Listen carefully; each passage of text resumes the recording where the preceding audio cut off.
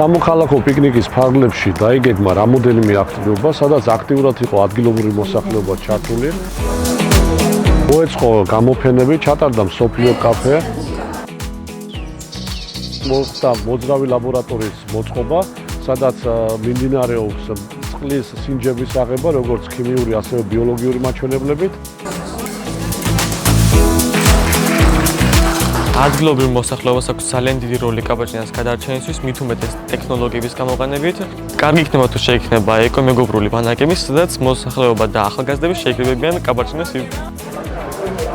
კაბაჭინის განვითარებისთვის მნიშვნელოვანია მას მივხედოთ და ვიზრუნოთ მისი განვითარებისთვის და იმ პოტენციალისთვის, რაც მას აქვს და რაც შეუძლია, რომ ქალაქს მოუტანოს ამომავლად.